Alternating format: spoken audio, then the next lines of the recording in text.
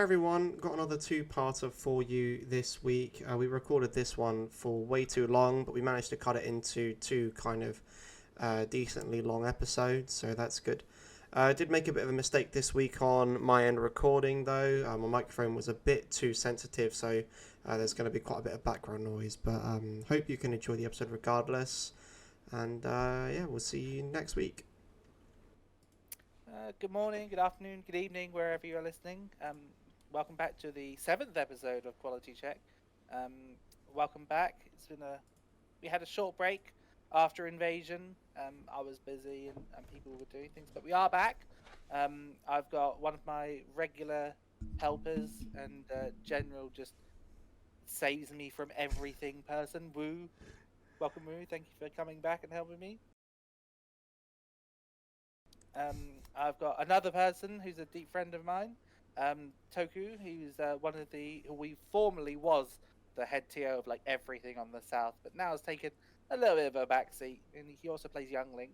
So yeah, say hello, Toku. Yeah, hello. I was not the head TO of everything. I just was part of all the teams. But yes.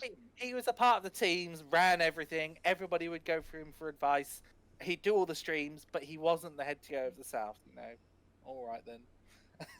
And then I've got my good friend Dante. So please tell us a little bit about yourself, and we'll go from there. Yeah, hi everyone. I'm Dante. I am based in the Midlands, currently studying maths at uni.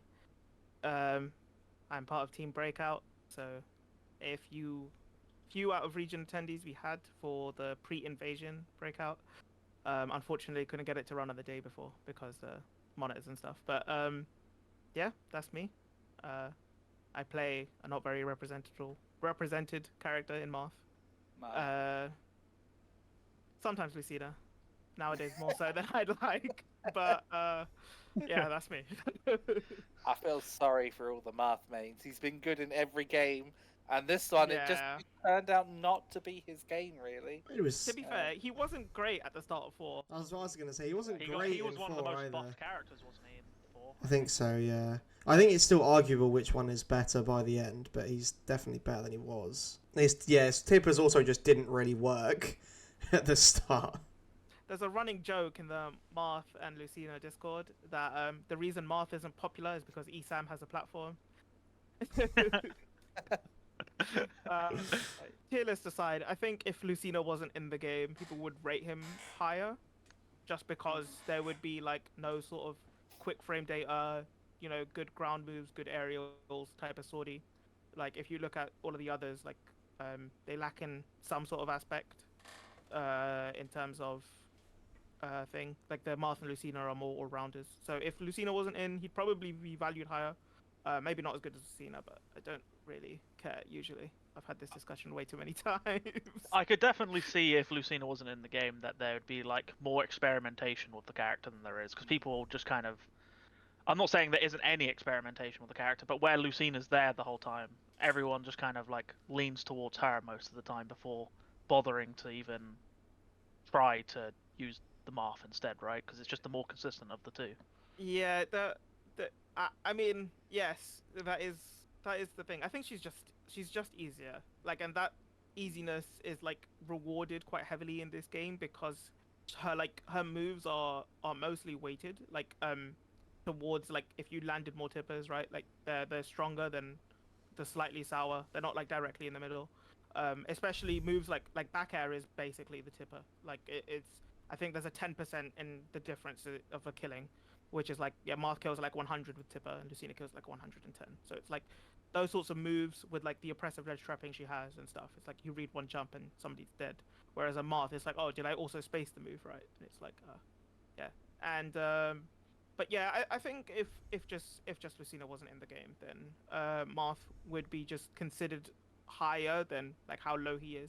People are just like, just play Lucina, which I also agree with, just play Lucina. But unless you're a sadist like me, or a masochist, whatever, just play Marth if you want to. I mean, I too share your pain about like having to land tippers to kill at any reasonable percents. Like, you know, the Belmonts, like you got like oh my god, a small spiky ball, and that's the range that you've got to hit. And you're out by a millimeter, your kill potential drops by like 15%, which doesn't sound like a massive difference because they're still at the corner, but like, you know, whereas like Marth, if you get hit and comboed across the stage, you're not in any massive danger of getting edge guarded or like dying because your disadvantage isn't too bad. Like you're Yeah. kind of floaty, I guess. You're a mid-weight, but your recovery is really good. It's kind of unchallengeable because of frame one invincibility. Yeah. But like where you're like Simon, and that if you miss that sweet spot back air and it lands as like the middle of the chain, you could generally just die if you get hit, depending on what you're at. So like they have done tippers in this game really badly. Like even if it was like just like they buffed them to make that if you hit them, the sweet spot overrides the sour spot. That would kind of make more sense to me, given I can't imagine Marth's tipples are huge. If you think about the falchion, like I would imagine that like 20% of it is tipper and then 80% of it sour spot. I have no clue. It's just the visualize. So like you can sort of cheat a little bit because on like certain moves, the first frame the move is active, the tipper covers like most of the move. So it's like if you've ever seen me play, it's like I'll fish for like tech chases, and up tilt will always kill on most like as long as the character isn't too big of a body, it'll kill like on the floor even though I'm right next to them, and that's because the first move the frame is active, tipper will just be most of the move, so you're really unlikely to get the sour spot. And there's stuff like that you can do. Back air is easier to tipper, like the later it's out, so if you aim to hit with the later frames of the move. Up air just basically always tippers for some reason. They buffed it. Are quite good, yeah. Yeah, and there's just a bunch of things that you sort of do to optimize like the character a little bit. But I think overall sweet and sour spots in this game have been done really badly. Sometimes you'll see Sephiroth hit up air at like 150 and they'll go nowhere, and you're like, well, they hit. Where is exactly this sweet spot? Yeah. And then you look at Ultimate Frame Data, and he's got like 4 different sweet spots, and it's just like, this is incredibly arduous. Who programmed this? Just like, and that's why sometimes you'll see when they've got wing as well. You'll see them hit the forward air at 50, and they're just delete off the side of the blast zone because they got the perfect tip of the forward air. It just really doesn't make sense why they went to all of that effort. But you could have just given them like the far hitbox, the middle hitbox, and then like the super stubby Yeah. It really doesn't make sense how they like. I'm agreeing with you. They didn't use sweet sour spots very well. Yeah, I think it's also why like even Roy, like it's a little bit weird. I don't know. It doesn't feel intuitive, and that's the annoying part. Yeah. With Roy, it's like, oh, that sweet spot, like I had no fucking clue, right? Like that's how it feels sometimes, and it's because of the exact thing that you said, like his sweet spot takes priority over the sour. So in like you get 1 pixel that hits with a sweet spot, that's it. Like somebody's dead at 50 because he hit max range F smash or whatever, and it's like, the problem is the intuitiveness of it, and I think that's what hurts like a lot of these characters that rely on those sorts of things. Plus like just the engine movement is a lot more committal in this game compared to the rest, especially like running in, because you can't like really cancel it besides much like without a jump. So I think that's sort of like hampers like a lot of these characters who want to like be precise. Yeah, and I think a lot of the good characters in this game have that incredible mobility. Like trying to hit a limit cloud with anything, if you're trying to space a move, good luck. He's flying all over the place. Like, can you imagine trying to hit a Sonic with a tipper? No chance. Like, there's no way. Like, obviously it's easy if you've got it like Ganondorf or K-Rool, but like, chances are you're not struggling to hit those characters to begin with. You don't need a tipper mechanic to hit those. But and like, the only other thing I can think of that Marth does is setups. It's like you sort of become a budget pyro where you're sort of fishing for like down air forward smash, and you're like, I see that quite a lot on like quick play. Whereas and I'm like 50%, and I'm like, he's gonna down air here because he's looking for a down air forward. They down aired. Yeah. That combo is so fake, by the way, because like this game has, I think it's 9 different tumble animations depending on where you hit. So if I hit somebody in the back with down air, like, and it's like in their torso or on their head or on their legs, they have like 3 different animations, and on the front it's like 3 different more. So it's like, there's an example. If I hit Link in the front with the legs, with the down air spike, he spins so much that you actually can't get the F smash, no matter which way he DIs it or whatever. You just can't. Like, yeah, you just can't because of like there's a video of it. Like, if you hit, I think if I hit Mewtwo at like 70% in the front, I can combo up smash into the tail hurtbucks. But if I hit him in the back, you can't do that just because of the way he spins or not. It's just ridiculous. Like, this precision and like of how the hurtbox shift and stuff is, yeah, it's what hurts him a lot. I think it's why down air smash is so fake. It's so fake. Like, yes, you can get it, but like hitting it is just like, oh yeah, I got unlucky. Like, they turned around 1 frame before my down air hit. Like, oh yeah, so I have to do this stupid thing, and they DI'd this way and blah blah blah. It's a dumb combo. I still like going for it, but doesn't work half the time. Oh, I generally didn't know that. Like, Yeah. Yeah, it's just like you say. Well, it's one of those like very niche characters that you generally never fight a Marth. So it's like you generally don't really have to. You just treat them as budget Lucina and that 1G setup, and that's just. You can definitely get caught if you're sleeping though, if you're not careful. I like to play Marth with like a lot more tech chasing. I think that's the way to make him more consistent. Like, I think his moves, like basically all of them set up for a tech chase around the mid percents, and then you can sort of get some more consistent setups or consistent damage output and a few ways to kill. I think that's what just makes him just how you would play him more. Whereas Lucina, I think it's more like just walling out, more like just juggling and stuff like that. I think her juggle is a lot better because if you get a tipper in advantage, like in a juggle, you give like way more time to react and stuff like that. But in Lucina, because you're still like quite close to the opponent, like the next move, like if you pick an air dodge, it's bad. If you try to do an aerial or something and you miss, it's bad. Holy yada yada crap. Yeah.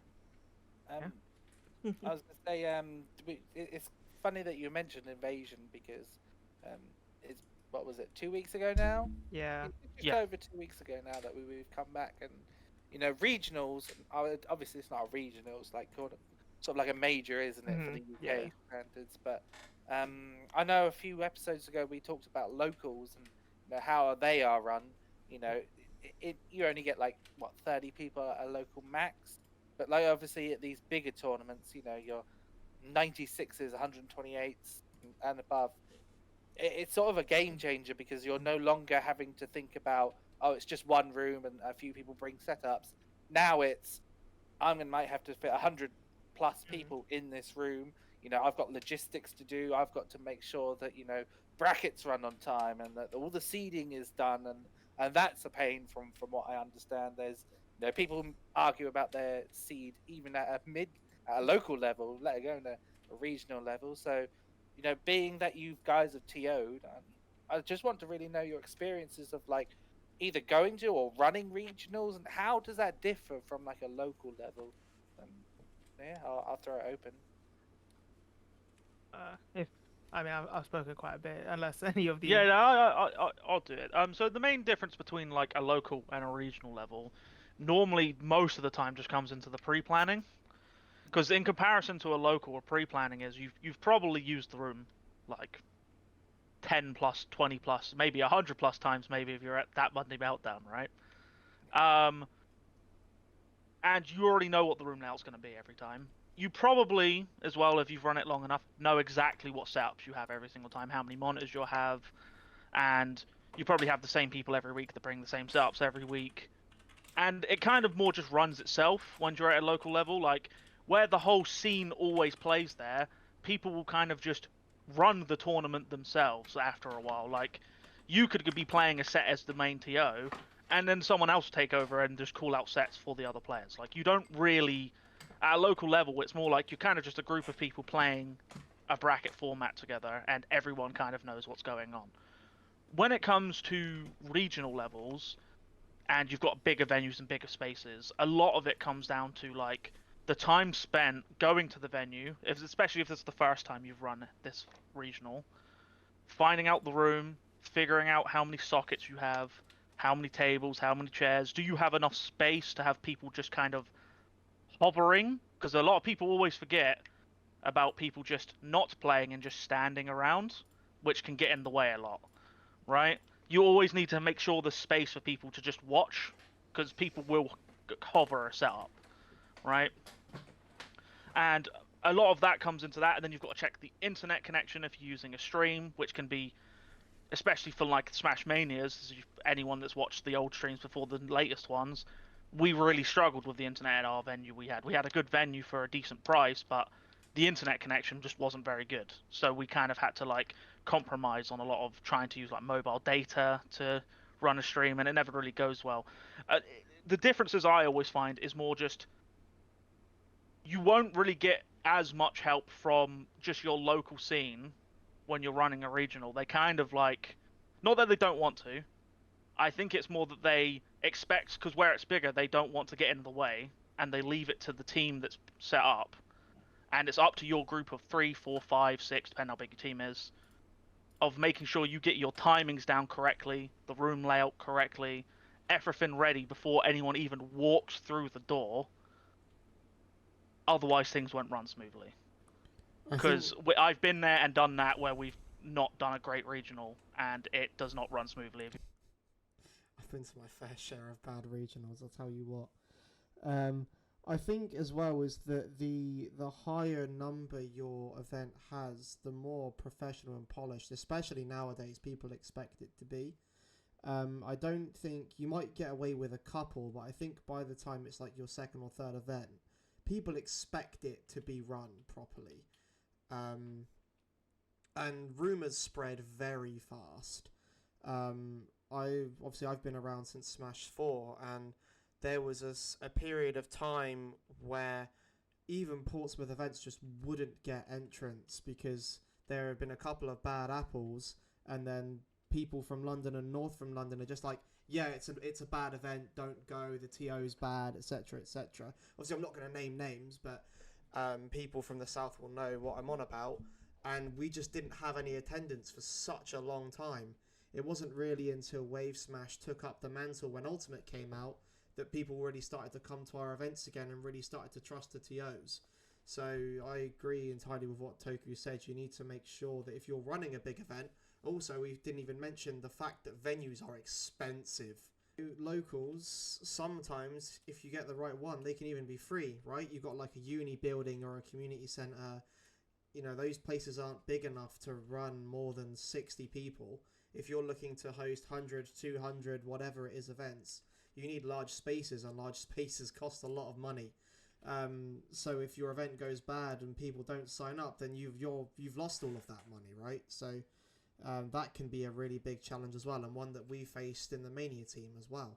Like, finding venues is difficult. And then obviously, you then got to look around it and make sure you've got all of the stuff. Finding space is never the hard part. Like, getting a room with space in it is the easy part. Finding it in a place where people can easily get to without it being completely out of the way is the problem. Because, like, you can easily get a room that would fit enough, but then if you've got to get off a train and then take 2 buses to get there in your city centre, no one's going to come because they're going to get lost, or they're worried about figuring out how to get there or get home. You need to have it in a very, like, it doesn't have to be the most accessible, but it needs to be accessible enough where it's not confusing to people from outside of your city as well. And that was one of the biggest struggles of Mania, because there's just nothing in our city centre that's like affordable to run. And it's also another reason why people won't want to bring setups and monitors and stuff as well. 100 people is a lot of people. Like, if you've got a small local of 15, 20 people, you can keep an eye on your setup at all times, right? You know where your stuff is. If you're, you're at these large venues and you've got to leave to go get food, or even just being stood on the other side of the venue, your stuff's out of eyeshot. It doesn't take much for people to undock a Switch and slip it into your bag. So stuff can go missing, things can get broken, and you've got no way of like getting that back. Like say your monitor gets broken, you can't, your TO's not going to pay. Well, they might do if they're nice, but TOs usually can't even afford to pay for that damage. You kind of have to bring stuff at your own risk. I've broken monitors on the way to events. It's happened to me. Toku will tell you. I slipped on the pavement in the rain on a way to an event, and my monitor stand cracked. At least I knew which one was mine, though. We had 2 identical monitors, so we knew which one was his from then on. Yeah. So yeah, that's another reason why people might not bring stuff. So there's Point out, like, nothing's ever actually happened at any event that I know of course not. And where even stuff's been stolen or gone missing or someone's broken something. But I can understand why the thought process would go for someone's mind, like, especially like now that we're in the end of the Smash Ultimate, you can go buy a Switch for like £80 off eBay or something, right? Like they cost nothing now. But like if you're talking the first 2 years of the game when you were paying 350 quid for your setup plus the game, I could fully understand why someone wouldn't want just like anyone to have access and be able to plug things in and stuff like that. Especially where like the thought process where the Joy-Cons can just be like de-docked from your Switch, so you're expected to take them out beforehand. But then I've had horror stories of people leaving the Joy-Cons in their bag and it keeps turning on and then pressing buttons on the Switch and it becomes like a big mess like that instead. So most setups are either zip tied or using those fancy definitely lock the bigger docks events now you anyway. go to, like I know like that Monday Meltdown have like those special 3D printed lock mounts and stuff where you can like lock your Switch into like some like 3D printed mount, which basically like makes it impossible to get out unless they give you the key to undo the lock. But they're very, very expensive. When we they're were not easy to get hold of. when we were discussing like doing reunion, we were like maybe we should like spend some money on like these like proper like security docks, right? But they were like 40-50 quid per or something. We were like, wow, we can't afford that. That's never happening. I don't even know how that team managed to like accumulate enough money to be able to buy all of them that they have now. Like they are so expensive. I reckon burning just got them off the back of a truck somewhere. Yeah, I agree. Definitely sounds like something Tom. That or someone on the team has a printer. Or someone has their own 3D printer. Yeah, that's possible as well. Oh. Yeah. Dante, what are your thoughts? I think they both said good points. I think as a semi-new TO, I've only been TOing since like October, so I think the biggest thing about running a regional, like from what I gather, is like it's actually that we have so many of them. Like I look through the TO calendar, there's like not a weekend Yeah. free. There is like actually just not for like the next year. There is not a weekend free where I'm not clashing where another regional or a major or whatever, and that's not so bad with a local because you're expecting your local crowd to come, but with a regional or at least even a major, you're expecting people from your region to at least consider going to these events.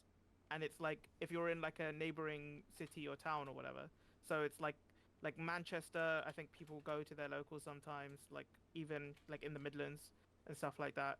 So if they host like a regional, you'd expect some of your local crowd to go there as well. And so when it comes to just running events and picking like a good time to run it, I feel like you just have like there's less and less opportunities. So you have to be like really well prepared, like super far in advance,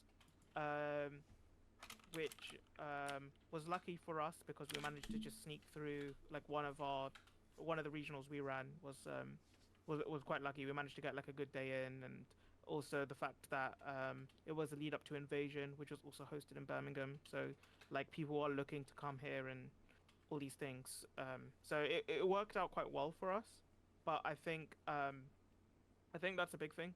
We actually have like just a lot going on. So yeah, that's a good point you bring up. I still remember, right, because obviously me and Dom have been through like the whole of Ultimate. I remember like the second it was post-pandemic and everything was like, oh, the reigns opened and you can go everywhere you wanted, right? There was like 3 regionals every weekend or something. Like everything was running everywhere, and we were like, so when are we gonna run the next Wave Smash Ultimate? And then we're looking through the calendar and we're like, 4.5 months from now. Yeah. And it's like, yeah, it was insane. So a lot of the time it would be like, it was never a case of, oh, when's a free weekend? It's who do I clash with the Yeah. least Yeah, to like- run this? So a lot of time it'd be like, oh, Manchester's running an event. We're like, we're probably okay to run because like Yeah. they're all the way at the other side and we're all the way on the south, right? They're north, we're south. We normally like DM them first because they had pre-booked and be like, is it okay if we run an event on this day because you guys got this? And a lot of the time they're like, yeah, that's completely fine. Like we understand there's barely any free space on the calendar. Yeah. A lot of the TO teams all suffer with the same problem, right? Where like the scene's so active, getting a spot is just so difficult sometimes. Let's also not forget those weekends also have to line up with the weekends that you can actually book the venue. Yes, that's there. Yep.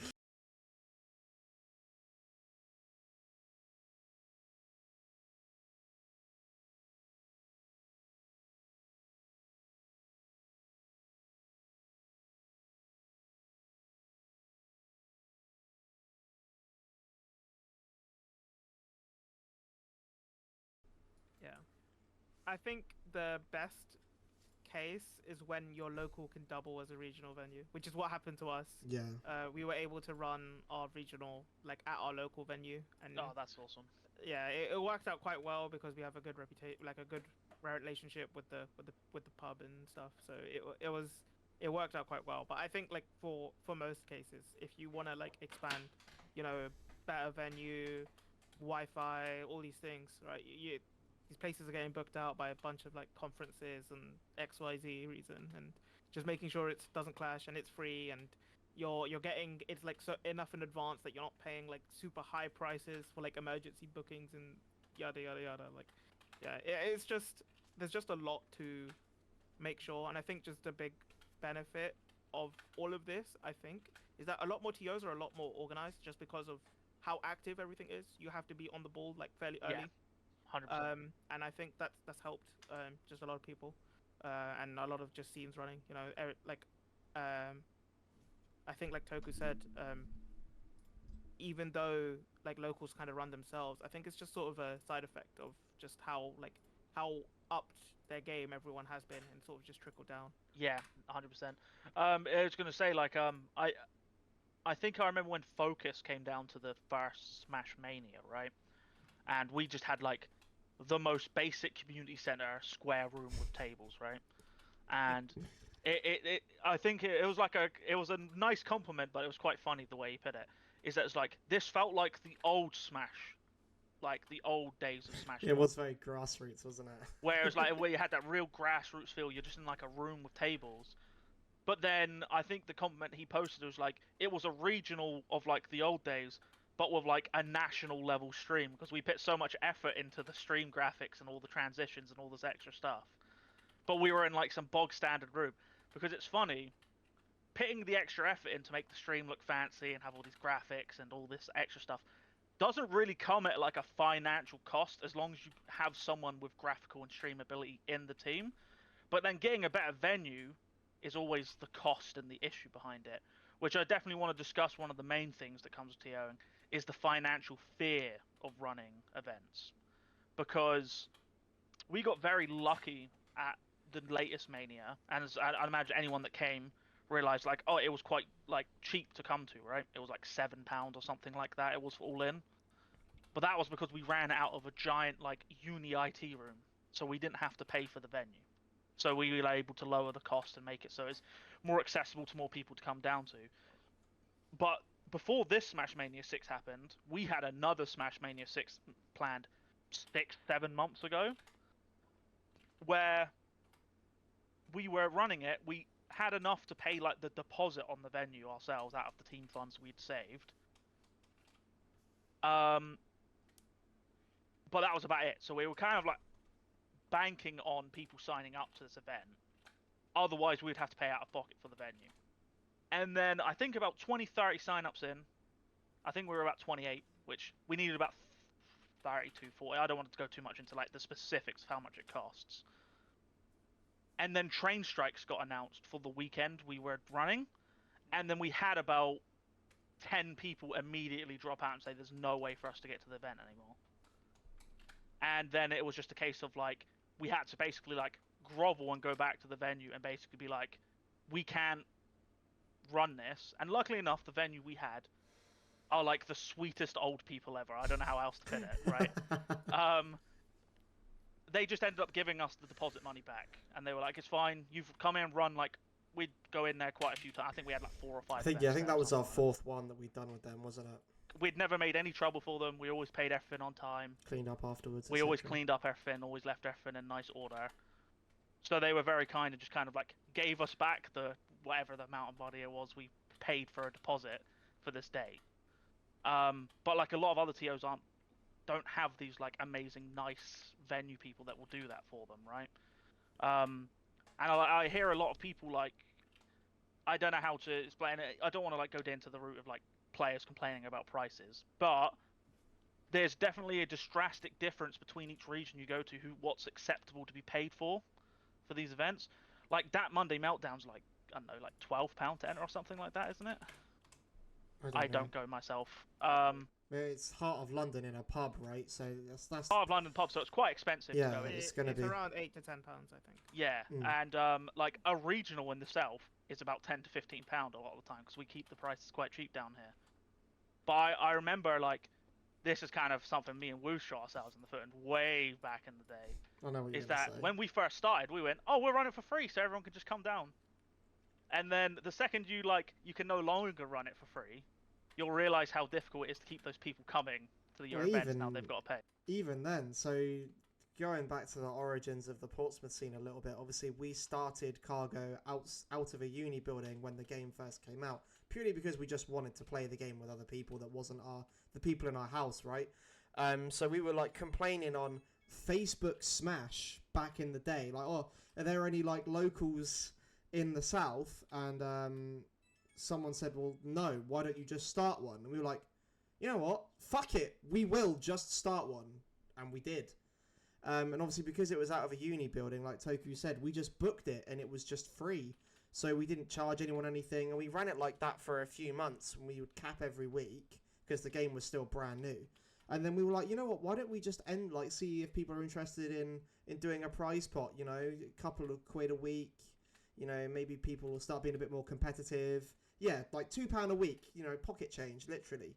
And we got shot down so hard. Like, why would I come to put money in the winner's pocket? The same guy wins every week. Why would I do something like that? Rah, rah, rah. We got so much backlash.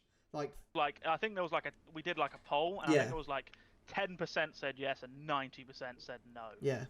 It was like a ultra shutdown. Yeah. It's not even close. 10% was first, second, and third. Yeah, literally.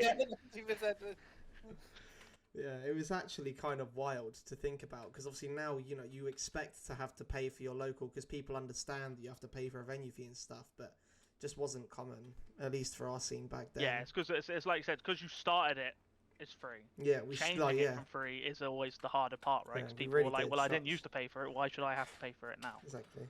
Right, and it's and like that's the thing is a lot of people don't realize the financial troubles a lot of TOs get. Like I only have ever heard the inklings of this go through the community of how expensive Albion 4 was. Like, you remember the Albion 4, the only like true like super major we ever had in the UK, right? Run at the football stadium and everything. But the only thing I remember hearing inklings from that is that they just lost loads of money running. Even though they got 800 people, they just lost money on the event. 800 people? I think it was like 700 and something people, wasn't it, Albion 4? Something like that. Was that Smash Ultimate? Yeah, it was right at the start. GP's last event. I'll get the exact numbers up. Well, I heard 900 people came. But... Well, it might have been 900. You might be right. Maybe I'm. Maybe you're underestimating. That's why Regen is pushing to be like the biggest UK event because it's like 1,000 plus. Oh no, yeah, no, I'm talking out of my ass. It's 958 people. Yeah, that's what I had heard. Yeah, when we went to that event, it was amazing. It was actually like, oh. Do we tell the story of our accommodation on this, or is that going too off topic? Do you reckon? Because there's a funny story behind our accommodation. Oh no. I think we might save that for a little bit later. All right, we'll save that for another time. We'll tack it on to the end. Well, the Patreon. The Patreon. Yeah. Links below. I owe Dom so much money if I something. Yeah, if I got paid by the hour for my editing, I'd be a bit richer than I currently Yeah, no. am. From what I don't know the exact but like I said, this might not actually be true. But from what I understood, is that they ran Albion 4, they got nearly 1,000 people in attendance, and they still lost money on this event. That's how hard it is, and how expensive venues that big are. That's why, I remember when people complained about Regen being so expensive, right? You got to pay £60 venue fee and then £10 singles. And everyone's like, this is like I'm buying like a whole new game to go to this just to play in a tournament. But I'm like, yeah, and I doubt they make much money at the end of this. I guarantee you. TOs don't even get paid, bro. Remember that. That is a good point. Most TOs don't even get I was paid. going to say, and obviously through all the work that people put in, like TOs, if you think about it, if I was running like a 2-day event somewhere, right, you would expect as the person running the event to get paid, because that's how businesses work, isn't it? Like, if I'm going to, paintball or whatever, I pay for my paintballs, pay for my gun, and then I pay the guys for running it, like for the field and things. For their labour, yeah. For being there. Yeah, for the labour. But that's something that doesn't happen in Smash. No. Only Smash as well, by the way. Yeah, I was going to say, a lot of people have sort of quit over the years, like good TOs who have just been like, you know what, this is too much work, I don't get paid. Should people be paying for TOs? Should there be, even if it is just a voluntary thing on Star GG, click this £2 for the TO team. Should that be a thing? Is that something we should normalise? What are your thoughts on that? Yeah, no, I've definitely heard inklings of stuff like that where people are spurring up when they're like, should there be it sounds kind of weird, should there be like a tip the TOs option when you sign up to an event, right? Like, do you and that whatever money they put into that just goes to the TOs pot, and then they get to that helps them run future events and stuff. It's kind of awkward because in a way, obviously as a person that's run an event and never made any money from running events ever, it does sound amazing to have this little bit of extra money you get thrown at by a couple of people. But then it's hard to normalize something where they just kind of just giving you money for free, right? That's how some people will look at that, right? But it's not free. But you have spent this time planning it. You've had to get all the resources. I helped run Mania 6, not as in Mania 5. Oh, Mania 5, yeah. But I got up at I think 6:30, and by 7 o'clock I was picking you up from your house. Yep. Loaded all your monitors into the back of my car, then went to get Woo, then drove to the venue. This is 7:15. We stopped for Mackie breakfast on the way, but this was 7:15. That's an important detail. This is a more important detail. I got a breakfast wrap and a double sausage egg muffin. And I was at the venue at 7:15, unloading everything. Then I had to drive back to Woo's house to get the big TV, hook everything up. I think by 8:30 we were sort of setting up the room and getting everything ready. That was and the TO, I hadn't even begun. That was my day, And then people show up at 10 o'clock. We're still getting everything ready, but paying the TO start at 10 a.m. I can't get to the venue for 10 a.m. Shut the fuck up. That's what you're paying the TOs for. You're paying them for hosting the event. You're paying them to plan the event. You're paying them to set up the event, the physical labor. Then to run the event during the day, because not a lot of the TOs choose to play the game. They rather dedicate their time to actually running the event. A lot of at a local level and a small regional level, they might go in the back end if they go 2-2, 3-2, whatever. But they probably want to. They've got time to do the things at the venue. There's still tons to do on the day. Pool captains, they've got to report scores. They've got to make sure everything's running. And then after, they've got to stay another hour or two packing everything away. So when you go home at 11 because the venue's finished, they've then got to stay an extra hour or two and take down all the tables, put all their monitors in their car, clean up the room if it's a state, because if the room is dirty, you will not be allowed to hire that room out again. Yeah, that's the things we should be sort of paying the TOs for. And let's take Invasion that happened 2 weeks ago. There were 200 people there or something. If half of those tipped £2 and said, "Look, this is for the TOs," that's £250 between, six people. Regen's like 6 to 8 people or something like that. That whole team. I'm pretty sure it might even bigger than that. I'm not sure. Let's take Regen for example. Let's say 500 people go. That's 500 people. Let's say half of those tip £2. That's £500 for 8 people for 3 days' work. Now, that's not even minimum wage. Yeah, I was gonna say you don't even get minimum wage. Yes, it's like we said earlier though, isn't it? With the weeklies, it's like because it's the norm to not pay. Trying to get people to pay is so hard. I can understand not paying for a local because, like you said, that's much less work, right? But you've done such a, even on the day, 60 to £70, each for 3 days' work. Yeah. Is not a lot, is it? No, Let's be honest. it's not. But... And these people are voluntarily giving up their time. Nobody has to do it, Without Dante, things don't happen, And you love the community and you want to do this, but how many times? Be honest with me. How many times have you guys just sat there after an event and he goes, "This is an amazing event, well run, but no, I'm tired. I don't want to do this every time, Yeah. it's Never for me. I mean, I'm quite new at it. So yeah, no, I've definitely been there. Like Ask Dante, he'll come down, he'll do anything for you. He'll travel down for free. He loves it. So honestly, I do though, because It is fun. when people at the end of the day come to you and say they had a good time, that's the best part. That is the the best best part. feeling. Like, okay, so for Invasion that just happened, I didn't have to bring the side stream. I did it because I chose to, and I went on the Friday. I was like, it's like, "Oh, do you guys?" Because I live like 20 minutes from the venue. I was like, "Oh, Will, do you need a hand setting anything up?"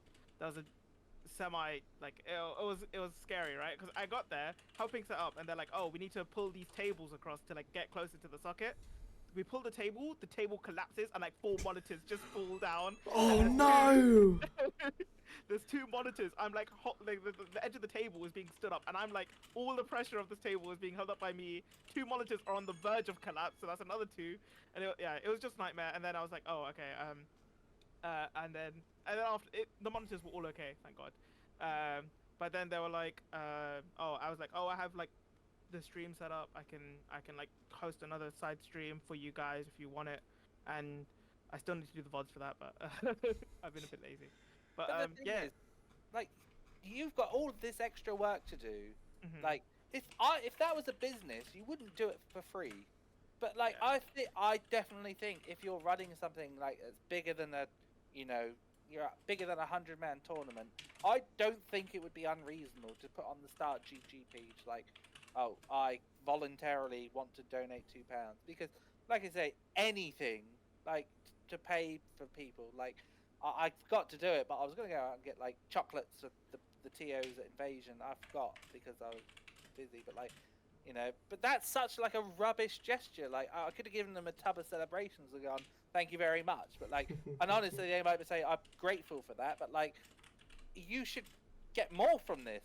I'm not saying you should, this should be subsidize your living, but being paid for a good quality event should be the norm. We should want these people because that's how people stay. Because it is a lot of work, from what I understand. People get burnt out because they're just doing these things, and the love eventually fades for a lot of people.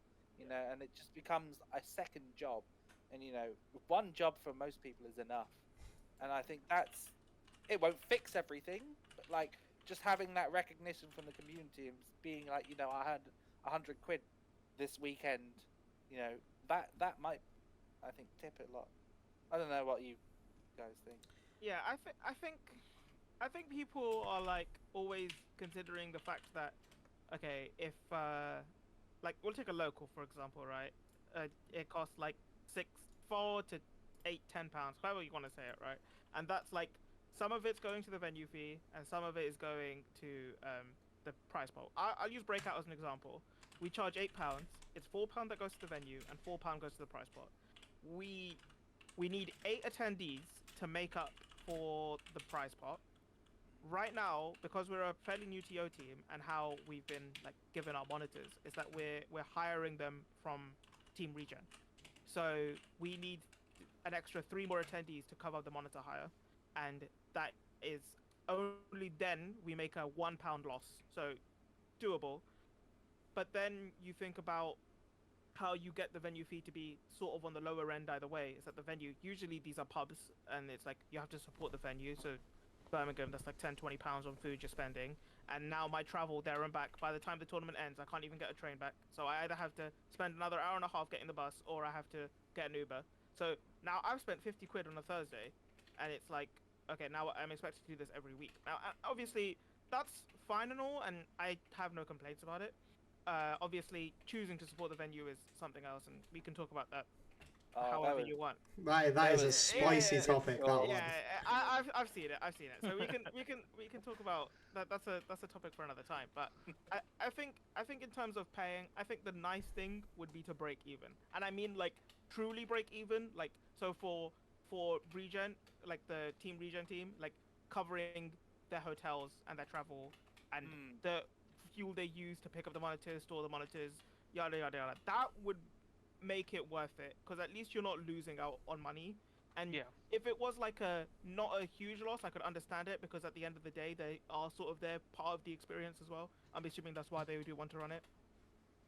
But I think it is just like getting any form of money would be like above of what you're already doing.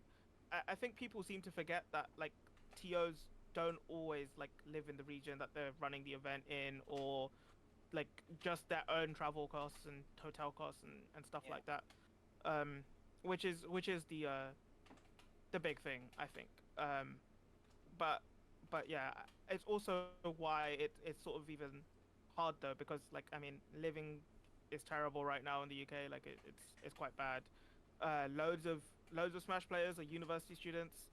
Student finance gets you nowhere compared to before. Rent is through the roof everywhere. Like energy is, you know, like expensive as hell. Like day-to-day living is a lot more worse for a lot of people. Well, money just doesn't go as far anymore compared to what it was like before COVID.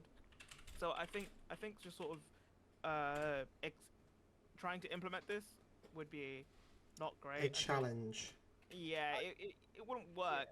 I know. In terms of the idea, I think breaking even would be like the best way, and as I said, truly breaking even, like your costs are covered. I mean, you know, that's why I put like I suggested like a tip button, because you know, if you can, like I said, even if half or like even 10%, I don't know who's laughed at what, you know, somebody said half of the people, it's outrageous. No.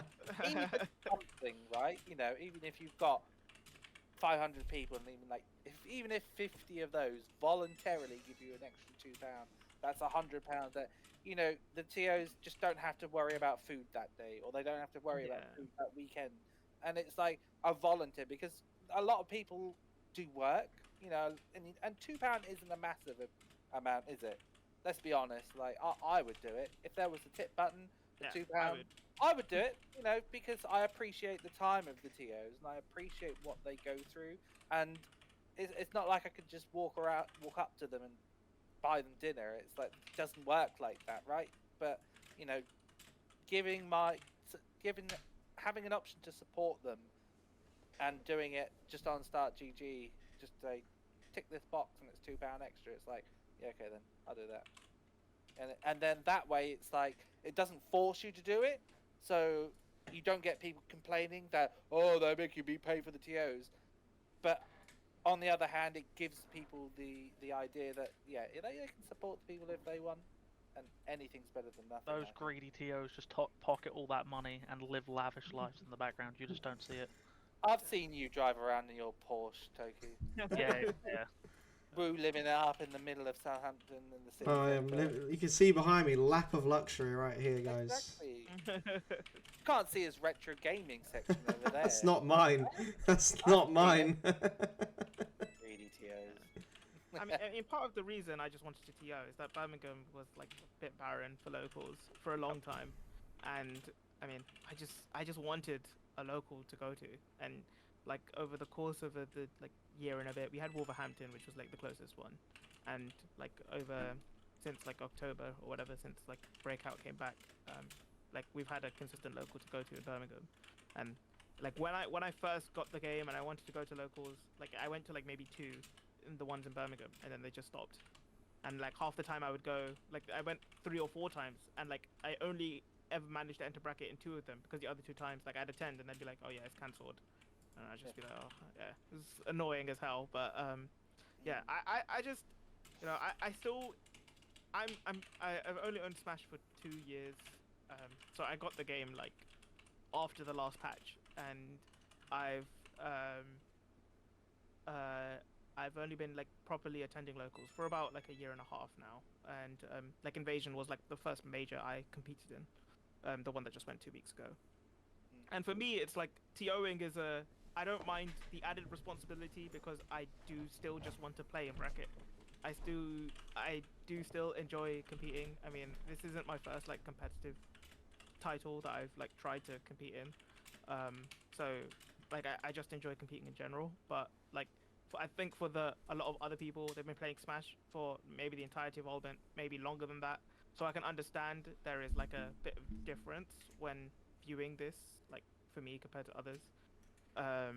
But yeah, for me, I don't mind the added responsibility, because it means that, oh, if there's a local I can go to that's like close to me, and you know, it can run and it'll have like this experience, but I have to be the one to do it, I don't mind, because I get to play in bracket. Yeah, I think that's a lot of people's like first like start into TOing. A lot of the time is something like that, like a local, because like I said, that sounds very similar to like what me and Wu were talking about earlier, right? Where we were just there was just no local or anywhere really to play the game in tournament outside of a regional that you may get every 3 months or something if you were lucky. Especially like this is obviously coming from the ends of Smash 4, right? So we were like, why don't we run a local? Like we're at the university. Let's book a room out. Let's do this. I want to play the game against more people. I want to play in bracket.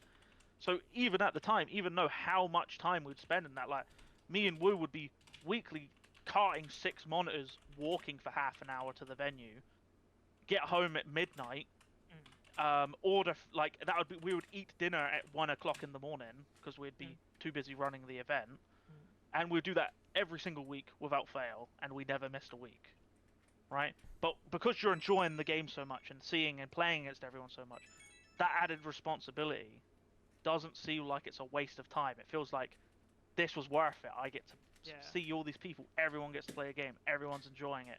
I get to make all these new friends, these new people I get to meet, and everything like that.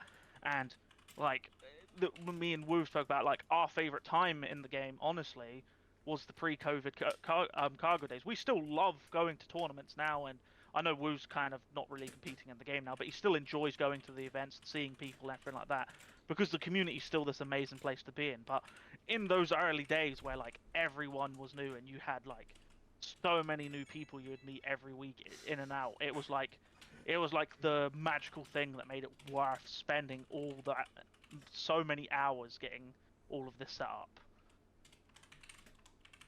Yeah, nothing. Yeah, I completely agree. I mean, like Toku said, like, I don't really play the game anymore, but I still love hosting events. Like, it's just so much fun. Like, just standing at like the TO desk, looking over the whole room and seeing people like laughing and shouting and playing games, and you know, seeing people getting hype both in the room and in chat. Like, it's just, I don't know, it's one of my favorite things to do. I love hosting events. I would honestly, like, I don't know, I don't know, it's just great. It's so much fun, but it is a lot of work. yeah, for sure. I know something we touched on earlier was production and sort of the streaming side of it, which is, I mean, if you look at Invasion, that was really, really good. Regen looks like it's going to be amazing, you know, just based on what we've seen already with the trailers and things. That was amazing. Yeah, I mean, that trailer was so sick. How do you guys like produce these things? What what goes into it, and you know, how do you guys like pump out that and make it look good? Because obviously you were saying, Toku, that Focus Miz said, like, the room was basic, but the production was amazing, and the stream and the graphics and things. Like, how do you guys do that? And how do you come up with those ideas? And how does it impact on an event? So that's my specialty in the team. So I do all of the production and graphics for Mania. I've done also some of the stuff, not all of it, but some of the stuff for Reunion and for Wave Smash as well. So I'll start by saying I'm entirely self-taught. So my background is kind of that I was interested in doing kind of YouTube videos when I was in my early teens.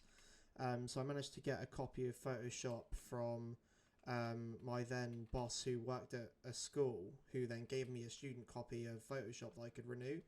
And I kind of just taught myself, like messing around with like different shaders and seeing how far I could push the tools, and I kind of just learned it all from the ground up. And it is a lot of work.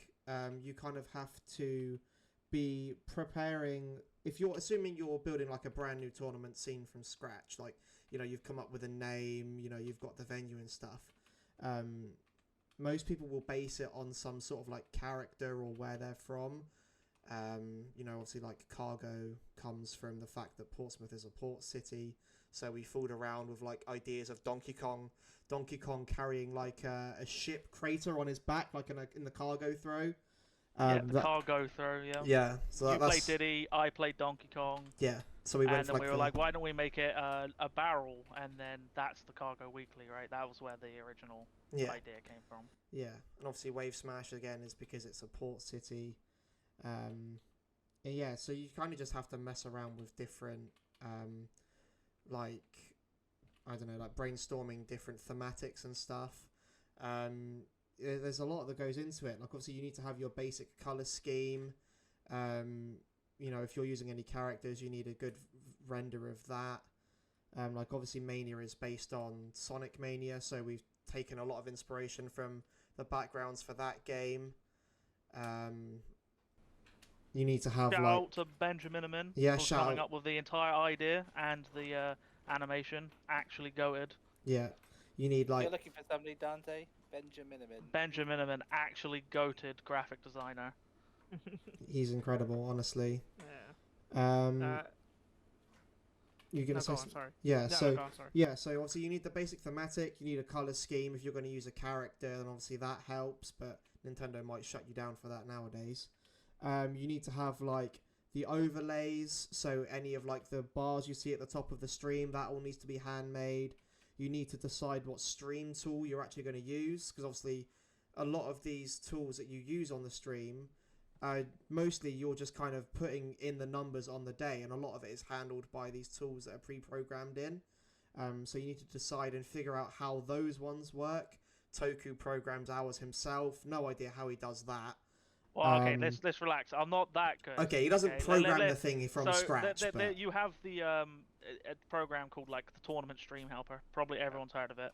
Yeah. And I just do some basic like CSS and JavaScript tweaking to move the things around. Like I'm not some like amazing coder coding a tool. And change the font and change the colors of the fonts. You still have to do it, is my point. So yeah, you've got that to make and make sure that works. If you're going to have a transition, which most majors will do, you have to have that made. There's just so much that goes into it. The more complicated your stream gets as well with OBS, you need to have special plugins for your OBS to make these things work. Not to mention you need to have a PC powerful enough to run all of this stuff as well. Like some basic uni laptops probably not going to get the job done. Obviously you've got like top 8 graphics, like there's advertising, like if you want to have special messages that say like X player is attending our event, like you see a lot of other majors do, like we did for Reunion. Like there's just so much that goes into it. Like for Reunion we had a thing where you could message one of our organizers and they would make you a banner based on your character with your tag in it that you could then put on your Twitter. And it did loads for advertising for us, but my god was it a lot of work. Like, there's so much that goes into it. And then obviously if you're uploading the VODs as well, you need to make thumbnails for the VODs, you need to edit those down. There's obviously all of the on-the-day stuff as well, so you're having to teach other people how to use the setup you've made.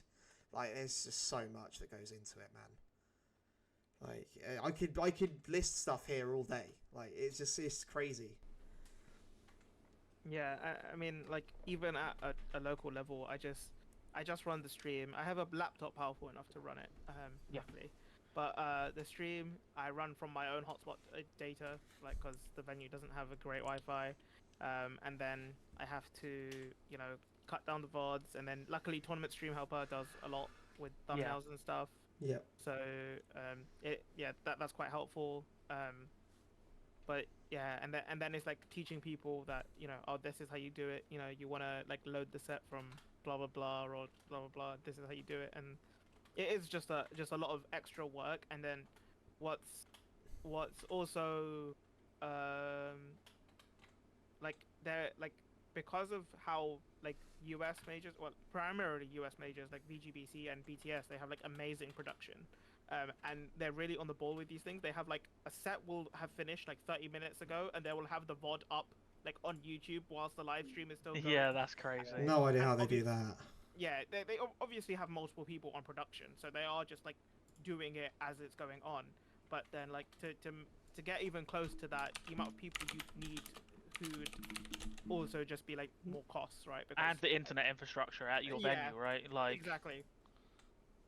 To be fair, to get the VODs out as somebody is doing it, you could have somebody just watching the major as like. Yeah, as but then their you'd obviously VOD. want it to be the highest quality, right? So like say the stream hitches, you don't want the VOD to be Yes. the hitch, right? So Yeah. they're probably recording it as well. Yeah, So yeah. there's like a lot of extra stuff going in the background there. Yeah, for sure. And then it's just a lot of work. And the thing is, it's not work that's very difficult. It's just very tedious. You know, especially if you're doing, especially if you're like at the end of a local, right? I just hit like start streaming and start recording. So if the stream hitches because it's running from my data, I have the recording, and I have a very powerful computer. So on days where the stream doesn't hitch, I'm very lucky because I can just download the VOD and edit that down, and my computer does it very fast. But on days where the stream does hitch, I have to use my laptop, which I don't quite like because it takes a lot longer.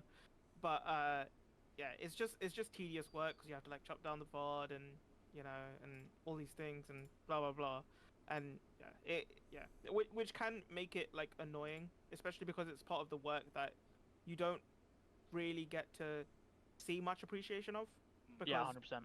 people sort of expect the VODs to be done like timely and all these things nowadays as well, just because of how they see it on like the bigger events and stuff. So but it's like somebody is just giving their time to do this really quite tedious task, and which they don't have to be honest. Yeah, it's like I've been there, right? When we did the new Mania look, the one that we use now, the Mania 5 was the one where we first debuted like our brand new look with the animation and stuff we use now. Again, shout out to Benjamin, and he made the whole thing. I'm not going to take any credit for any of the animation work that was done. His animations are really good. Lovely guy. But too. yeah, he's a lovely guy. When that first got shown in the venue, the amount of people that would be sat in the crowd and be like, "Holy shit, this looks like so good!" Like how, because they don't expect to see something that good the first time they see it, right? But now that they've seen it once, every single event going forward, they're going to expect the same, if not better quality than that event. Yeah. And there's going to be like no, like if you dip below that, they're not trying to be malicious, right? I know people aren't like that, but they will point out that it didn't look as good as it used to look before. And there is a lot of like time, effort, and stress that goes into that. And I do not feel like, I remember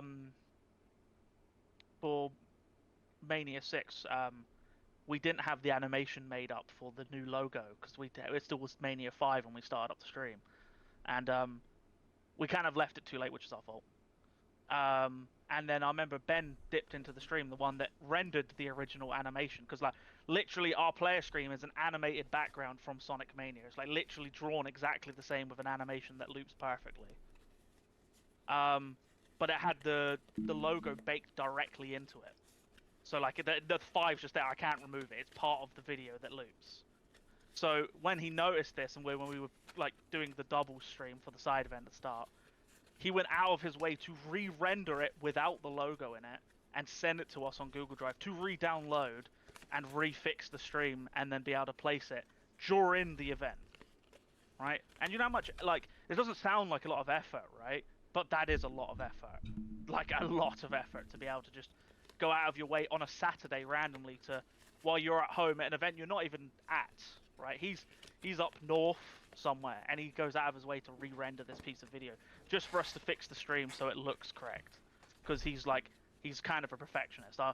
When I went through, when I was sat there like coding that tool that I was telling you, the CSS moving up and down, he would literally sit there and I'd send him a screenshot and he'd be like, 3 pixels to the left, and I'd sit there recoding in pixels until I got it pixel perfect, right? He's amazing at his job. Like, he knows how to like properly. I think he's a professional graphics designer, isn't he? He's trained as one, but he doesn't actually work as Okay. one. But yeah, there's a lot of stuff, and like that's the thing. Like production, you sometimes get like that, and when you first do it, everyone's like, "Oh, this looks amazing," but then after the first time, it's just what's expected. It should look like this. It should be this good. It's just how it should be from now on. I know she won't be watching this as well, but shout out to Lucy from Wave Smash as well. She was also incredible at her job. She did most of she was basically like our graphics design lead for Reunion as well. So everything that we'd make, she would like check over, make adjustments to, make sure everyone was using the exact same hex code color palettes and stuff. And she was just great. Like all the scenes in between game scenes all were hers. The Benjamin was also part of that. Benjamin made the high five clap. That was him. He made the animation. Yeah, he made the animation, but it was her idea. Did this person do Manchester Grand Conquest as well? Oh, I don't think so. No, unless he has. That event, like the production for that was good. Unless he like magically became part of it, I don't know. I don't know his whole like resume. He might be part of that TO team as well. He's always willing to help literally anyone. Oh, he also did NX. What was it called? That NFC. Yeah, he also did like the cage effect for all of that stuff as well. That was him. He's great. His graphic. He's got like a wide range as well. Like these are all completely different themes, right? But they all look so good. Like Ben is amazing at graphics. Honestly, anyone needs help with graphics, reach out to him. He'll help you. But shout out to the person whoever did Manchester Grand Conquest. Yeah, that stream looked amazing. Just the players would load in, and then there would be like the 3D renders of the character models. Oh, that was so cool. On small battlefield, and then the screen would crack, and then they'd get into the set, and it'd be so good. And then even just the small little tweak of like, it's like a real small thing, but the fact that they were able to do it was pretty cool. Is like when they had a break between like pools and like top 8 and whatnot, you'd just have like the blurry camera on the venue, and there'd just be like the little small text, and you could just see people like talking, having fun, and like that was just amazing. Love stuff like that. I loved watching that stream because I was like, this production is Manchester so Conquest and Regen have just like this unbelievable godlike production. Like I don't think I could even dream to get production quality as high as those guys do. Like it's actual just like perfection in a stream the way they do it. It's insane. Yeah. This is why we need to pay our TOs. True. But yeah, I mean, I'm just in awe of how much work it takes and how much is behind the scenes that just nobody thinks about. Like, if you just attend an event, I mean, even like the players who have been going for 4 or 5 years to events probably don't think about these things. They just turn up on the day, they play, and they go home. Or you turn into the stream, you're like, oh, that's cool. And then you're watching, and that's it. You just don't think about all this hidden extra behind the work scenes that just goes on. This isn't even to mention like on the day stuff. Like God forbid something goes wrong. Like when we were at was it Reunion 1 or 2, Toku, where one of your PC ran out of USB ports and the cameras started not working correctly. Was it 2 or 1? Reunion 1. I ran out of USB bandwidth on my motherboard from so many things being plugged in that like devices started freaking out from too many things being plugged in. So and it was just like, it's not something you can really like test before you're there, right? So like obviously I'd plug this all in at home and like, yeah, it works. But then I'd never actually used all of it under the actual stress of running the stream and flicking between the scenes. And I remember just like battling with my PC for like 45 minutes to an hour before everything started, just trying to get everything working, and it was like an absolute like scramble to make sure everything looked correctly before the stream started. I Yeah. will say though that on the day, if you're just somebody who turns up and competes, as long as bracket runs and everything's on time, most people don't tend to Yeah. notice those things. Like Yeah, your average 100%. competitor won't care. If you say like, oh, singles is delayed by like 10 minutes well in advance, people are like, oh yeah, that's okay, then it's just fine. But like, I think once the communication breaks down or things are like, people start flapping. I mean, I went to an event and the TOs, it was overrunning heavily, and nobody really told me what was going on. Yeah. Singles was supposed to start at 11. It was 1 o'clock and nothing had been announced. I asked one of the TOs who was very stressed, and I was like, do you know when singles is starting? He's like, give me a minute, we're figuring it out. And I was like, sorry. Yeah,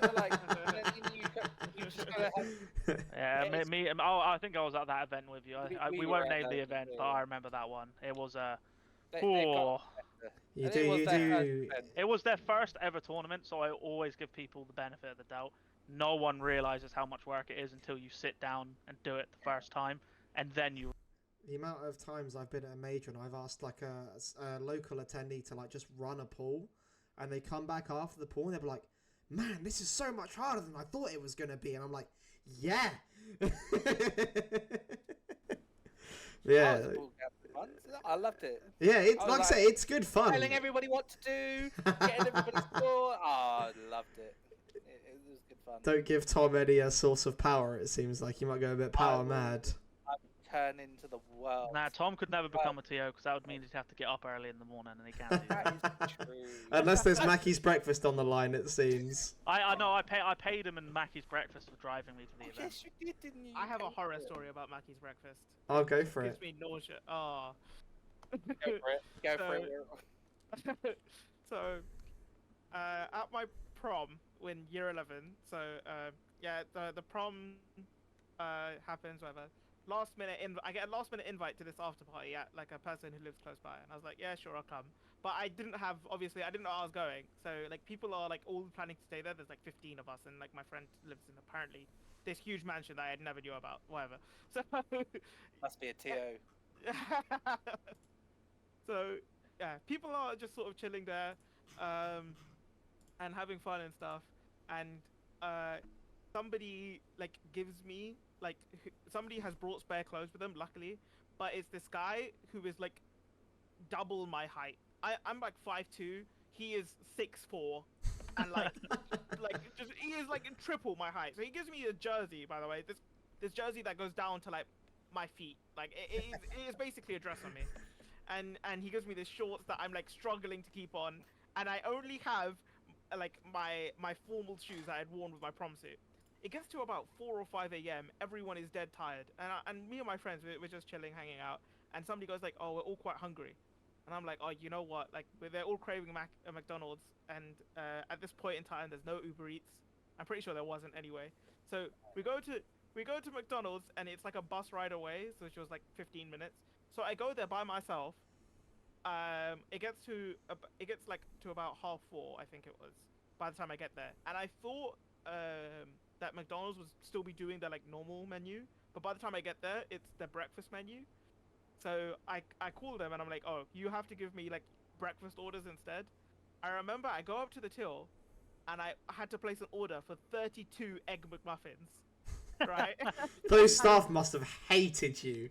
Yeah, the thing is, I placed an order for this, and apparently the manager had to come and unlock the till because no staff member can like place an order above 20 on any one item, and I only know this because of this one journey that I did. Okay, and one of the guys at the after party was just a prick, and he ordered hot chocolate for some reason, right? He's been awake all night, just orders hot chocolate. So I'm on the bus back in this oversized journey, wearing these shoes, these formal shoes, in shorts that I can barely keep on, holding 4 bags of McDonald's with hot chocolate now dripping down my arm, right, burning my skin, okay? And the bus reeks of McDonald's breakfast, obviously. And because it's the only, like, the first time I'd been to this house, I get off the bus and I'm lost, like, and I can't even get my phone out because my other hand is just like covered in hot chocolate, and I was like, I don't want to ruin my phone, and my other hand is just holding all this McDonald's food, and I managed after like 10 minutes of struggling to keep these guys' shorts up, and reach into the pocket to get my phone out, and try to call someone. I'm like, I'm kind of lost, like I'm here, and he's like, oh, I know where you are, and he comes and gets me. He helps me out with the food, and ever since then, if I walk past a McDonald's like in the morning and smell the McDonald's breakfast, I get like nauseous. It's just, yeah, it's Permanently just a scarred. complete horror story. It's just, yeah. After that, the funniest thing was about that night is that I remember somebody was really tired, so he ate like he was just sleep eating, and I'm not even joking. He would be eating, he'd fall asleep, and somebody would shout his name. He woke up, didn't look anything, just grabbed his egg McMuffin and just continued eating, and then went back to sleep. He did that like 4 times, and I was just like, I was like, okay, yeah. He knew what his priorities were. That's great.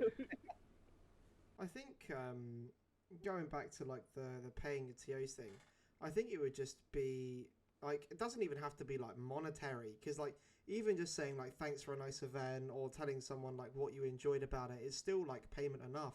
Like I know a lot of these larger events have like after parties and stuff, or you know, people go out for like drinks at the pub afterwards. Like even having like your local guy that you've known for a couple of years just say like, hey man, thank you for hosting all these years, like here's a pint on me and a hug, like that's more than payment enough. Like obviously the guys at the South Coast are always really grateful, but like just hearing that from someone you've known for like years on end, it's just nice, you know. Like, you know, we're always like complaining about like these events, or oh, my seating was bad, or the stream could have been slightly better, and it's like sometimes just being nice to TOs just helps. Like, you know, Twitter's an awful place. Try to be nice sometimes. That's all it takes. Talking about seeding, how do you seed a regional? You just look at the list and go, I think that guy's better than that guy. It's easier than it used to be. So, ever since, like, I can't remember when the tool came out, I think it was 2022, there's, like, auto-seeders now, where they will, like, go off of your win percents and head-to-heads and things like that, and then will kind of, like, make the basic bracket for you. It's not perfect. Sometimes certain Smash GG accounts just don't get picked up. I remember at one of them, like, RMH was like seeded 64th by the thing. For some reason, it just wouldn't like pick up his wins and losses, and it was being a bit janky. But it does like the main part for you, and then it's a case of like, especially when it comes to regionals, because they're not so big. When you've got like 64 people, it's not too much effort for you and one other person to kind of go through, pick out the players you know, pit them together, and then if there's any that you have literally no idea of, like you look at this person, you've like, I've never heard of their tag, I don't know who they are, to then click on them, go through their like history, who have they played before, what are their win rates like at their like local scenes, because there have been times before where like some guys just like won their local every single time, so you can't seed them in O2. There's no way they win every single time and be an O2er. Like, it's just not possible to, like, win that much. So then you kind of got to put them in, like, middle of the pack, but not too high, because you can't overseed them, because they've never gone to a big event. But you need to be careful not to underseed them, otherwise you have issues like, I think it was, like, Wave Smash Ultimate 6, where some, like, Bowser player got, like, seeded 6th in a pool, and then beat everyone in it and got first, and just destroyed the whole, like, round-robin pool seeding, and the whole, like, when you do round robin pools, if you mess up seeding too much and things bounce up and down, people get knocked out like 3 rounds earlier than they were supposed to, and things like, and it becomes a big giant mess, right? So where we do double elim most of the time these days, it's nowhere near as bad as it used to be, because you normally you get to see a bracket lined out as it's lined out. You look at pools, this person's most likely going to beat that person, so they play this person, they play this person, and then you can let people pit their own changes in if there's clashes within region. People, if you've massively underseeded them, will most of the time come and complain at you, which is fair. Like, they do that on the bracket. Like, they might just request, oh, I want to change with this player, and their comment will just be, I am underseeded, I should be higher, or something like that. Right? And it becomes a lot simpler now than it used to be back in the day, when you would run this regional, and the game's been out for a year. You don't really know anyone. except from like a few people. There hasn't been enough events yet to really say what everyone's skill is. So it used to all just end up turning into regional bias of, oh, I know this player's good. He's wins the local all the time. He's obviously going to get like top 5.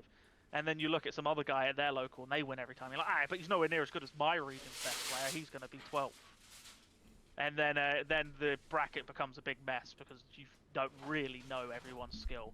But the game's been out for so long now. Kind of like true skills kind of become a thing at this point, where like their win rate, as much as people hate that term, normally dictates kind of the skill bracket you're in, right? If you've got a 58 to 62% win rate, you're probably like a mid-level player. You win more than you lose, but you don't win events most of the time.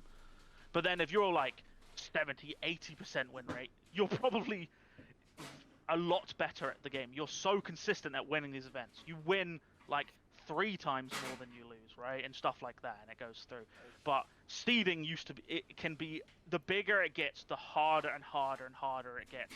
Because it's so easy to miss one player that's so much better than they are, but you didn't see them when you did your seeding through.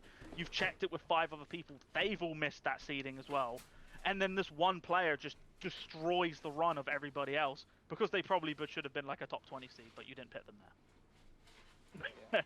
And it happens to everyone. It happens at every event. Like, it happens all the time. The stuff that makes me laugh the most is you'll go to like a 128-man event and you'll see some guy on Twitter like, I should have been 49th seed instead of 52nd because I beat the guy above me 2 weeks ago. And it's like, bro, it does not matter. I promise you, those 5 spots do not matter. Literally the same seeding bracket, because like every like 12 or so seeds is like the exact same, like, like one or up and one lower means nothing. Like 0 to 20, you can order pretty like effectively, but then from like 50 to 100, it's not that big. That's why those algorithms make it a lot easier. Yeah. They kind of just like they take everyone's win rates, their head-to-heads, and then kind of like pits them in the order they think it should be, just a pure algorithm, and it makes it a lot quicker. Because before you'd have to manually drag these around, and it used to take a long time. I promise but that's no longer the case these days. Exactly. Like, I promise you, the regen TOs are not seeding all 1,000 players by hand manually. That's not how it works. It will probably be top like 128 players get seeded, and then maybe they're trickled down a bit further than that. And I guarantee you the rest of it will be algorithm. Yeah. They don't have the resources or time to seed in 1,000 players. It's just not possible. I'd be shocked if it was even 128, honestly. When you go to a 1,000-man tournament, you kind of have to do top 128 seeded, because that's the day 2, and that's what everyone's fighting for, That's right? true, to be fair, yeah. But yeah, either way, the point stands. Like, the vast majority of seeding at these really big events is just automatic algorithm. And at the end of the day, if you want your seed to be higher, just win more. Like, prove that you deserve your seed to be higher. Make an upset. Like, I don't know. The whole like the seeding stuff on. It's a thing that gets argued in yeah. every competitive game you'll ever play. If there's any sort of bracket system where seeding is, someone is going to complain about where they're seeded or who they're playing against. It's just what comes with competition, unfortunately. Yeah. I think for just seeding in general, it's not, as Toku said, it's not that hard, because there are some players will just have certain restrictions. Like, if you're hosting a regional and you get out of region attendees, they're like, oh, I can only make wave B. And it's like, oh, you've limited their seeds already. So you've like, oh, and they can't, and they're like, and your in-region people, you obviously don't want to clash with them with like too many people. So it limits stuff. So it's like, because you have restrictions on a few people, it would be like, oh, yeah, these people like need these. So if they complain, it's like, oh, well, this is why we had to do it.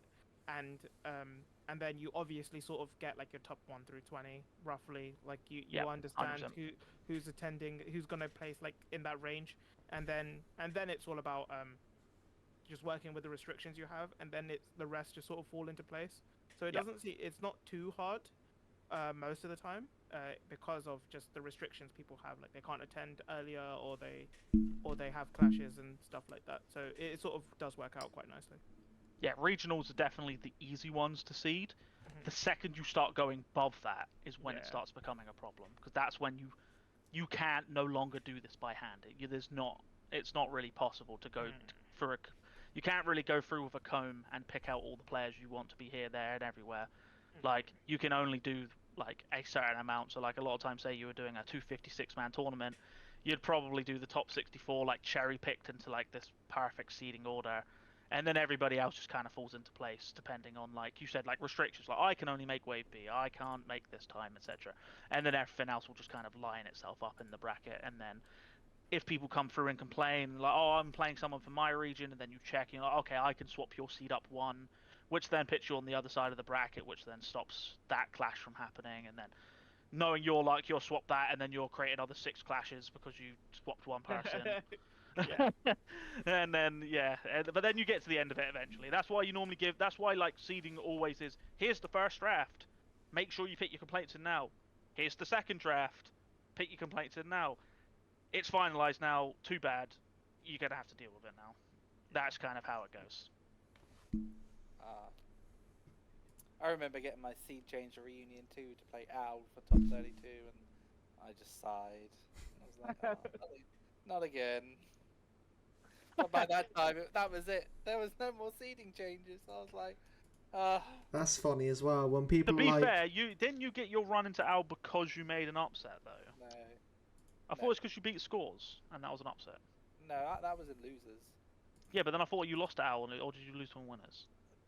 Do you think I lost Owl in losers? I don't know. Owl might have gone to losers in a early. South Coast region. Okay, yeah, okay, fair. Fine. Okay, fair. Okay, fair. I've played in Reunion 1 and 2 for top 32. And you lost both And I times. lost both. Oh. Shocker. Should have made the upset, but I'd be seed one. Yeah, to be fair, just beat top 6 in the UK. Just beat Easy, bro. Top 4. Top 4 UK. My bad, Oh. my bad. Top 4. Top 4 UK. Just win that and then make the upset, and then you'll get a better seed, and you have to play him till later in bracket, Tom. Or we could just beat him. That is the hardest part about regionals, is like your second or third round sometimes is just like the top 4, 5, 6 seed, and it's crazy. Yeah. I mean, I had Invasion, I had to play Maize Beans at the beginning of day 2. Like, I remember that, yeah. just rock up after like round 1 and 2, and then you're day 1, 12 PM. Oh, you're playing Maize Beans, by the way. Good luck. And yeah, it could have been worse. I could have been playing Bloom, who was sat right next to me. Poor Trundle had to play him, but yeah, that's the thing about regionals and bigger events. Like, you just get to the best players really quickly. That's why I think there's always a place for both, though, because I feel like regionals are very much like, you still get that competitive, like, this is a bigger tournament, but you still got that community feel where it's like close, and most of the people you know are always there and things like that. But then there are problems with regionals coming out too often, where you kind of get sick of playing this same group of people over and over and over and over and over again. And then because you've played these guys so long, seeding's kind of the same at every event. Like, everyone's kind of slotted into place.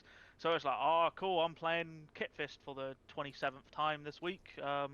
Or, like Tom said, keeps running into Owl for, like, placements at like, our bigger, like, national event, right? Can he not just take an event off, honestly? Like, And then, You're like, the one that drives him everywhere, bro. You're You're the one that drives him everywhere. It used to be the Owl or Jez. You know that meme where it's like the guy and he's got that thing over there and he's reaching for it, and then the other guy is just like behind him. It's like me, a regional win, and then it's just like Owl and Jezzo just dragging me back. Just no. Jezzo's retired now, so at least that's one less person. No, to stop he's competing at Regen. It's over for Tom. He's going to run into him in Regen. I'll run into him and like lose as one top 28, and they'll be like, "Oh, I'm playing at Jezzo again." Oh, for goodness sake! It'll happen. I keep running into out of event as well. Nah, I've even heard it in the other side of the thing, like even outside of top players, like New Chaotic or Mr. Business's taggers now. We have gone, like, every single time we seem to go to regional, we play each other and losers, and I seem to beat him every time. And he's like, we always joke about it. It's like, oh, here comes the standard. It's time to play in losers randomly. All right. And it was like, at the local scene, it used to be me and Slonky all the time, like every week. Every week, me and Slonky used to play each other every week, and it became kind of like a running joke where we would just start laughing at each other to sit down and play each other. Yeah, right, like.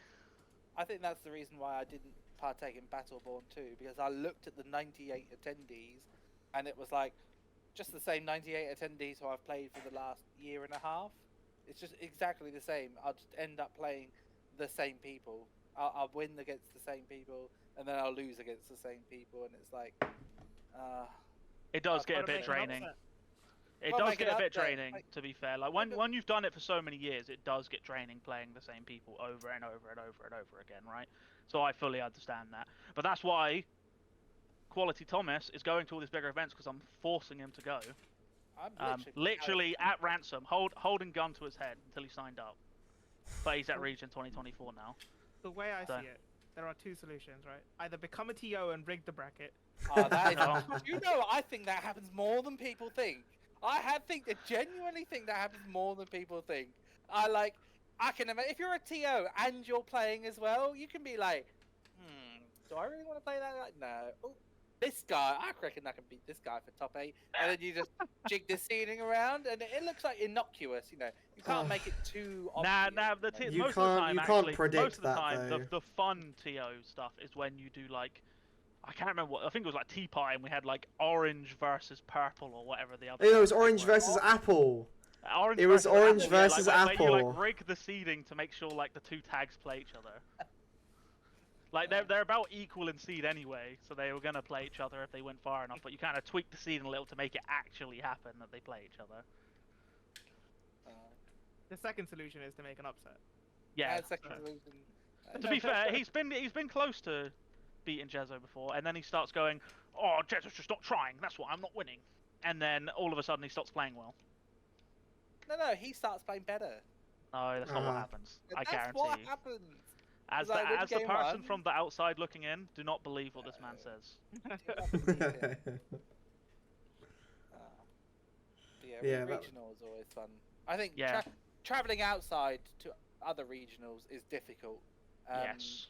Just the thing is, at Invasion, I don't know which isn't, but I've been to other regionals, and you get other people because I travel up with a few people from the south, but you start playing people from outside, and I went to Rise, which was one of the London ones. Oh yeah. And I just had people shouting at the guy. They were like, "Come on!" And I was like, I'm really intimidated because at locals and in your own region, people know each other too well to start cheering for each other because they'll start cheering for their boy, but the other boy on the other setup is their friend also. So they're not going to be like, "Yeah, come on, get him!" No. They're just like, "Oh yeah, well done, both players." But out of region, the Londoners are like, "Come on, get him! Yeah, let's get him!" And I'm Destroy sitting the there like, invaders. exactly. I'm sitting there like, "Oh my goodness, this is really difficult. Like, it's difficult to concentrate because and it's really difficult to be like not cheered against, but you can hear them cheering on their boy, and I'm like, where's my moral support? Where's but like, that's a lot of difficulties going out of region because then you get the crowd behind the other player, and sometimes that can be like their fourth stop, like the momentum from their boys cheering them on. Yeah, 100%. Also, it works in their favor because it boosts them up, but it kind of like intimidates you as well. Like, they're not saying anything nasty to you. They're not like, "Oh, this guy's rubbish." They're like, "Yes, you're so like, come on, let's go." How's the opposite effect on me? I always feel like I'm letting people down if they're cheering me on and I'm losing. I'm like I'll have like Craig, Toku, like you, like Tom, like all these people behind me, like trying to egg me on, and I'm like, I want to lose now. I want these people behind me. I can't lose now, and then I get really nervous and I start fumbling. That's the motivation. Nah, That's the motivation. I feel the pressure too much. I have to have my headphones on so I can't hear anybody. Otherwise, Nah, I do can't like focus cheering properly. for me, like, It's good that you mentioned London though, because even in Invasion when I was running the side stream, like I think I had 5 versus Joy-Con on the side stream. That was like round 2. Yes. And the London crowd was just like, the side stream was like dead empty. The like 5 started playing, the London crowd was there, they're all cheering, and it was a nail biter game 5. And I think that only happened because like the crowd was there cheering 5 on and Yeah, making sure. majors are like a special a special case. Like going out of region for like another regional is not the same as going out of region for a major, because if it's a major, every region should really be going. That's kind of the point, right? So then everyone has their own crowds cheering on each other. So then you start getting like crowds cheering it against each other, right? Where they're trying to be louder than the other one to cheer on. And then that's when things start getting like entertaining, right? Because you start hearing all the chants come out, or everyone's trying to get their boy to win, and then that's where it's exciting. I love big tournaments. Of Fabs, is it? I'm sure you guys have seen it when it's Zone versus Wombat, and Fabs is in the crowd with like the that's hilarious. That was so iconic. It was. I liked it at Tea Party where they all showed up in fucking suits. Yeah. That was so funny. Like you had like Focus and all of like his friends all in suits cheering on all of their mates. Oh, that was funny. Okay, thank you for listening to this week's episode. Obviously, next week is going to be the second half of this conversation. So, hope you enjoyed, and we'll see you next week.